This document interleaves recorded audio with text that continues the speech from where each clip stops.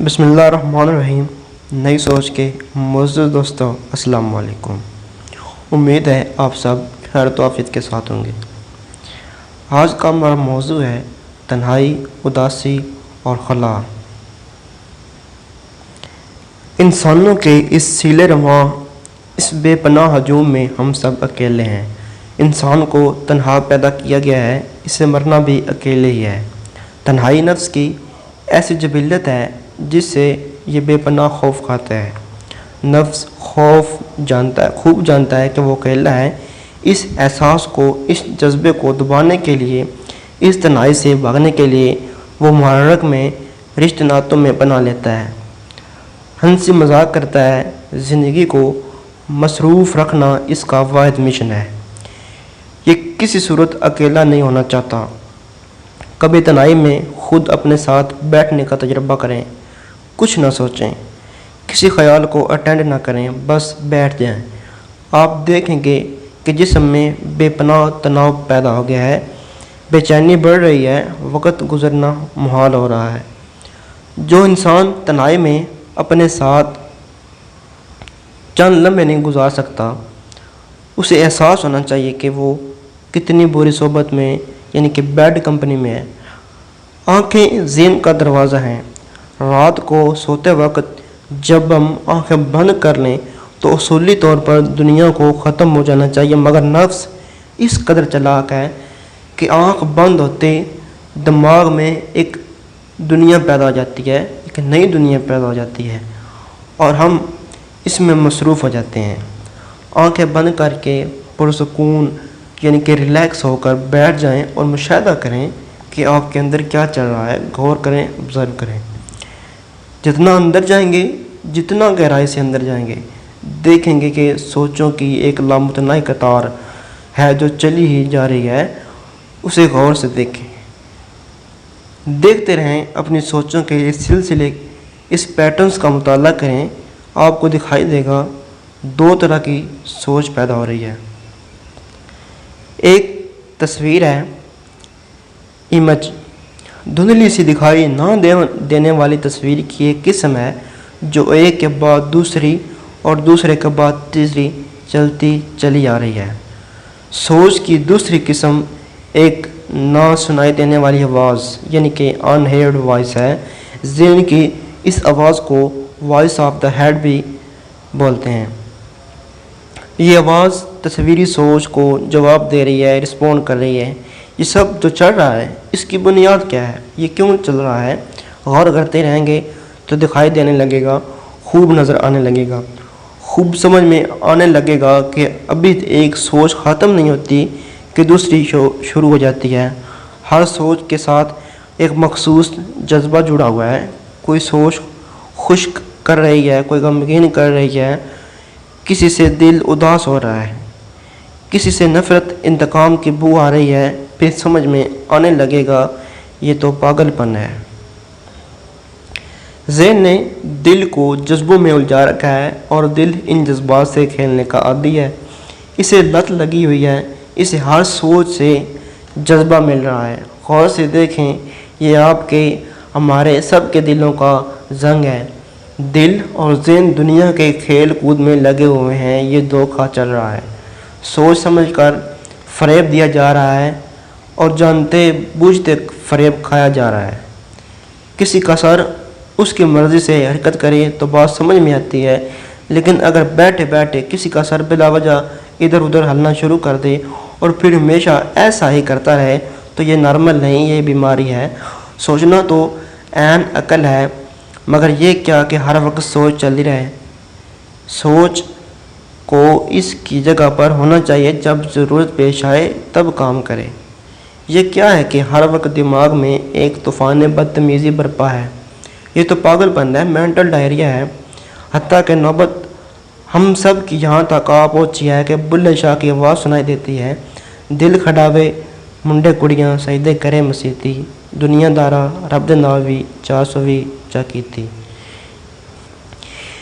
یہ سوچنے کا اور عبرت کا مقام ہے، اس کی دید کرنے کی ضرورت ہے۔ نفس انسان کی سوچ جب اعتدال پر لانے کی کوشش کی جاتی ہے تو سوچوں کی تانے بانے ٹوٹتے دیکھ کر نفس سخت اداس اور خوف زدہ ہوتا ہے، کیونکہ سوچ کی سوا ہمارے پاس کرنے کا کچھ نہیں ہے۔ یہ وہ مقام تنہائی ہے جس سے نفس کو وحشت ہے۔ یہ کم علم نہیں جانتا کہ تنہائی کے حسین اور لازوال مقام پر انسانوں کی خود سے ملاقات ہوتی ہے۔ یہ وہ عظیم مقام ہے جہاں سے ذات کی بے کران سلطنتیں شروع ہوتی ہیں۔ عام آدمی کے لیے تنہائی بہت ہی عجیب شے ہے۔ ہم کبھی خود کو اتنی اجازت نہیں دیتے کہ ہمارے اذہان تنہائی کے قریب بھی پھٹک سکیں، اور اگر کبھی کسی حادثے کی صدمے یا دکھ کے کارن ایسا ہونے کا امکان پیدا ہو بھی جائے تو ہم انتہائی سرعت سے اس وجہ کو دبا دیتے ہیں جو تنہائی کا باعث بن رہی ہو۔ اسے دبانے کے لیے ہم کچھ بھی کر گزرنے کو تیار ہو جاتے ہیں۔ ہمارے شعور اور لاشعور دونوں مل کر تنہائی کو ہمیشہ یا تو نظر انداز کرتے ہیں یا اسے دبانے کی کوششوں میں مصروف دکھائی دیتے ہیں۔ تنہائی سے راہ فرار اختیار کی جائے یا اسے دبایا جائے، اس کا کوئی فائدہ نہیں۔ آپ نظر انداز کریں یا دبا دیں، بات کو ہنسی میں اڑا دیں، مگر اداسی کا دکھ اور اس کی تکلیف ہمیشہ اپنی جگہ پر موجود رہتی ہے۔ آپ چاہے خود کو کتنے ہی بڑے مجمع میں پھینک دیں، ہم سب تنہا تھے، ہیں اور رہیں گے۔ تنہائی کے خوف کا سانپ خاموشی سے ہمارے نفوس میں رینگ رہا ہے۔ کون جانے کس خیال کی چادر اٹھتے ہی یہ ہمیں رینگتا دکھائی دے جائے۔ سیر و تفریح، نشہ، ہنسی مذاق سے تنہائی کبھی فنا نہیں ہو سکتی۔ آپ عارضی طور پر شور شرابے میں کچھ وقت کے لیے ان سے جان چھڑا سکتے ہیں، مگر جیسے ہی آپ کی زندگی میں قہقوں کی بارش ذرا دھیمی ہونے لگتی ہے، تنہائی خوف پلٹ آتا ہے۔ ہو سکتا ہے آپ خوشیوں سے لدے ہوئے ہوں، آپ کے پاس دوسروں سے زیادہ طاقت ہو، یہ بھی ہو سکتا ہے کہ آپ کے پاس بہت سا علم ہو، اور یہ بھی ممکن ہے کہ عبادات میں آپ بہت مصروف رہتے ہوں۔ آپ جو چاہیں کرتے ہوں، تنہائی کی اذیت ہمیشہ آپ میں جاری رہتی ہے۔ ہو سکتا ہے آپ اپنے بچوں کی محبتوں میں سرشار جی رہے ہوں، آپ کا شاندار ٹیلنٹ آپ کو مست کیے رکھتا ہو، مگر جیسے دن پر رات چھا جاتی ہے، ایسے ہی تنہائی آپ پر چھا جاتی ہے۔ آپ اس سے محبت کریں یا نفرت، آپ چاہے اپنے مزاج، اپنی نفسیات سے مجبور ہو کر اس سے بھاگیں، مگر یاد رکھیں تنہائی ہمیشہ یہاں ہے، انتظار کرتی ہوئی سب کچھ دیکھتی ہے۔ وہ ہر بار اس لیے پلٹ جاتی ہے کیونکہ اسے پتہ ہے کہ آپ اس سے دوبارہ ضرور ملیں گے، اور ہر بار ایسا ہی ہوتا ہے۔ راز سمجھ آ جائے تو بات بن جاتی ہے۔ تنہائی جو ہے یہ کوئی اکیلا پن نہیں ہے۔ تنہائی اکیلے پن کا اکلاپے کا علم ہے۔ تنہائی وہ نہیں ہے جسے دنیا تنہائی کہتی ہے، وہ اکیلا پن ہے، وہ آئسولیشن ہے۔ تنہائی اس آئسولیشن کے احساس کا علم عطا ہو جانے کو کہتے ہیں۔ تنہائی لونلینس ہے، اس بات کا عین علم اور ادراک ہو جانا، ذاتی تجربے سے، ایکسپیرینشیل لیول سے جانا کہ میں اکیلا ہوں، اس پوری دنیا میں اکیلا ہوں۔ ایک ہوش مند نفس خوب جانتا ہے کہ اس حرکات ایکٹیویٹیز کسی بھی درجے کی ہوں، ان کی جڑ تنہائی کا خوف ہے۔ اگر کچھ دیر کے لیے تمام تر ممکن حرکات یعنی کہ ایکٹیویٹیز روک لی جائیں تو دیکھا جا سکتا ہے، ایک آندھے کی آنکھ سے بھی دیکھا جا سکتا ہے کہ نفس کے مرکز میں ایک خلا کا احساس ابھرنے لگتا ہے۔ نفس اس ابھرتے ہوئے خالی پن سے ہمیشہ خائف ہوتا ہے۔ یہی وہ خلا ہے جس کو پور کرنے کے لیے انسان اپنی ساری بیش قیمت زندگی ضائع کر بیٹھتا ہے۔ لوگ اپنی زندگیوں کے سچے جھوٹے، بڑے چھوٹے، اچھے برے مقاصد بناتے ہیں۔ جو بھی کرتے ہیں اس کا مقصد صرف تنہائی کے اس عظیم خلا کو پور کرنے کی کوشش کرنا ہے جو کسی صورت کسی سے آج تک پورا نہ ہو سکا۔ ہاں، مگر صرف وہ لوگ جن کو اللہ دیکھنے والی نظر عطا فرما دیں۔ نفس کو معلوم ہو کہ یہ خود سے کبھی نہیں بھاگ سکتا، کیونکہ نفس اپنی ذات میں، اپنے سٹرکچر میں تنہا ہے۔ اللہ کی طلب میں نکلنے والے ہر نفس پر یہ وقت آتا ہے جب وہ اس مقام پر پہنچتا ہے جسے خالی پن یعنی کہ وائڈ یا ایمپٹینس کہتے ہیں۔ یہاں سے آگے اس کے ساتھ جانے والا کوئی نہیں، نہ کوئی مرشد، نہ کوئی استاد۔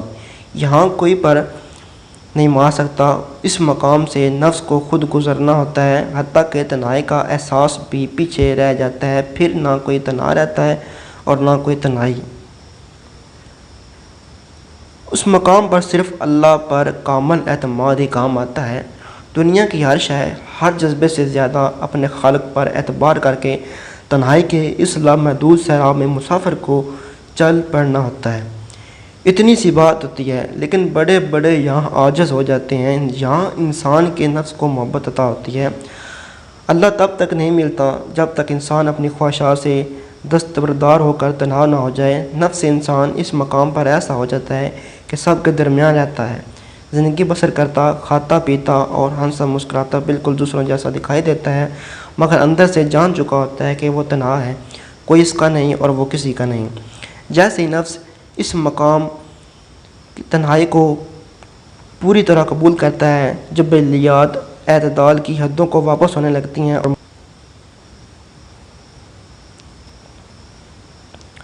محبت، جو مخلوقات کا اپنے خالق کے ساتھ سب سے قریبی رشتہ ہے، محبت سوچ نہیں ہے یا خیال نہیں ہے جسے ہم اپنی مرضی سے جب چاہیں استعمال کر لیں اور جب چاہیں رد کر دیں۔ بے لوث محبت تو سب سے عظیم جذبہ ہے۔